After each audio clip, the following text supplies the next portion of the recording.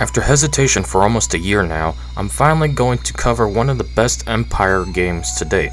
Dynasty Warriors 5 Empires for the PlayStation 2 is a childhood classic, which is 17 years old now. How well does this once pinnacle of the strategy-oriented series hold up after nearly 2 decades? Let's jump into the battlefield and find out. We will part the chaos.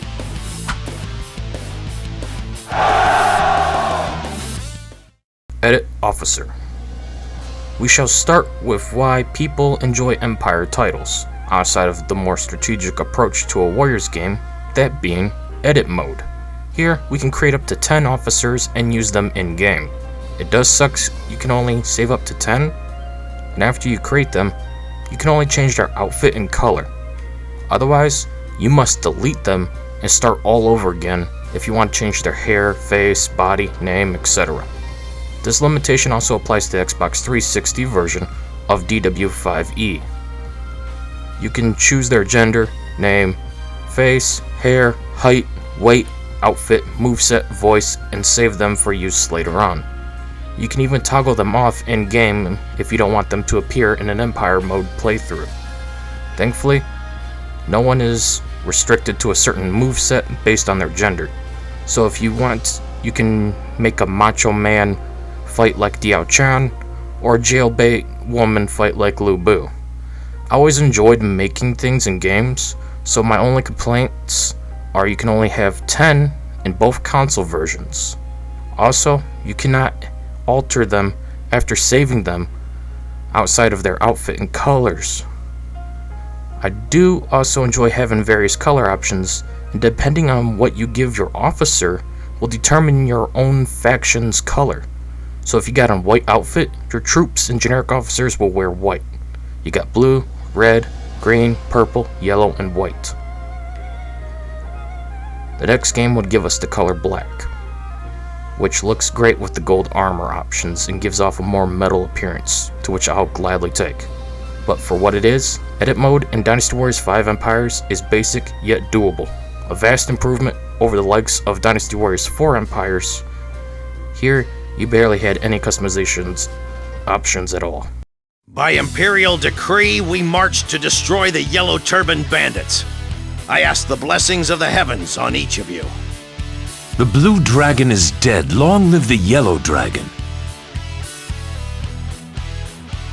It seems my path to power must begin by subduing this Yellow Dragon. Empire Mode. Scenarios. As per usual, you have a few options to select. Here it's the Yellow Turban Rebellion and the fictional scenario where you select everything. After you clear one of the historical scenarios, you unlock another. Completing the battles unlocks them for free mode as well.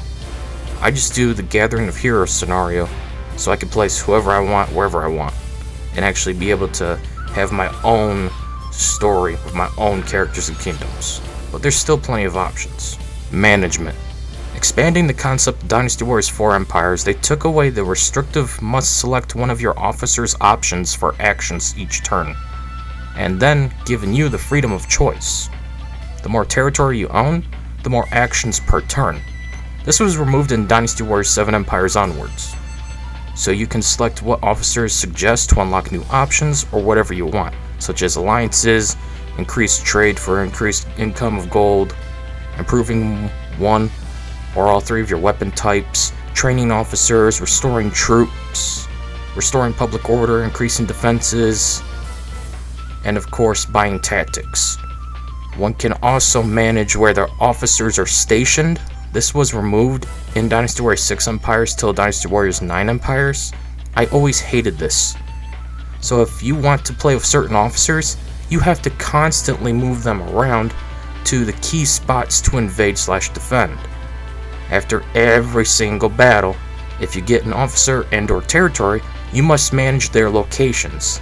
This slows things down to a crawl and just feels so pointless.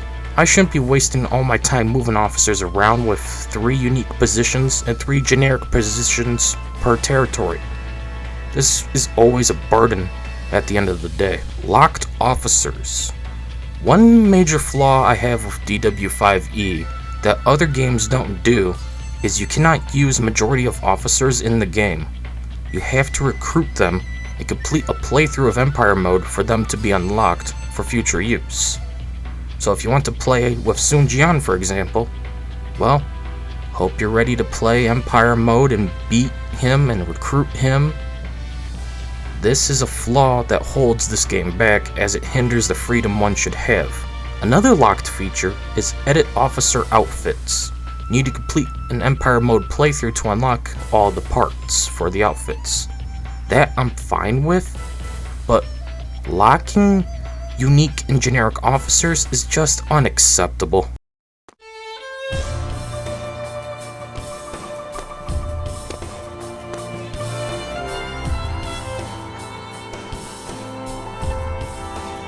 This is a brand new world that we have torn from the grasp of chaos. Do you see it? Can you see its potential?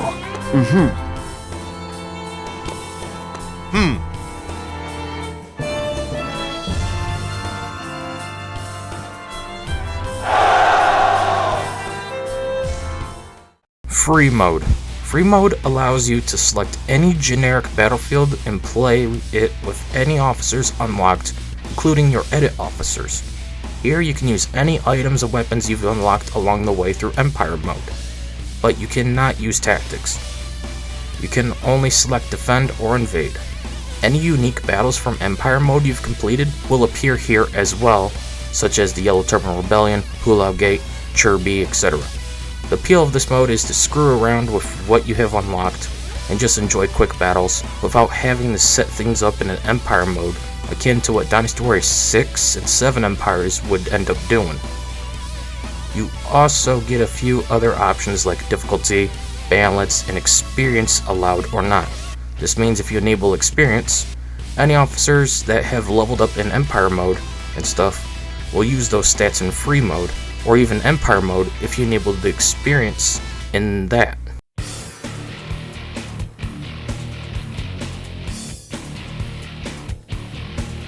We go! Show the enemy the fangs of the tiger!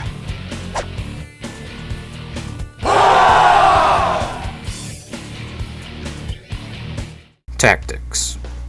You can select tactics to give yourself advantages in battles, but so can the enemy. For example, you can shorten the time limit during battles. This comes in handy during a defensive battle where you're outnumbered.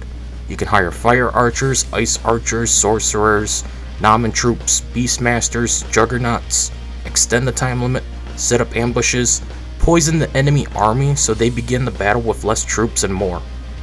You unlock these options as you play and offer more options for you to play through battles. I like to rely on special troops during invasions, as they do make a difference early on. But for defenses, I just poison the enemy and shorten the time limit so I can keep my territory and officers. DW6E would remove these tactics, but they'd see a return in the best Empires game to date, Dynasty Warriors 7 Empires, where they would expand these tactics into stratagems and would be an option during combat, and you can use them in real time. And they would also come with unique cutscenes that play out to showcase their effects. This added to the experience and creates more unique playthroughs. So while they're basic in Dynasty Warriors 5 Empires, and you can only use 2 per battle, and you can only have 5 stored at a time, and after every one of them are used, you have to buy them again, DW5E's strategy is effective nonetheless, and laid the foundation for DW7E and DW8E.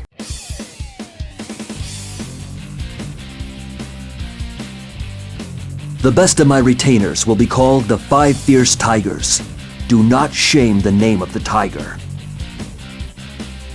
You have my gratitude.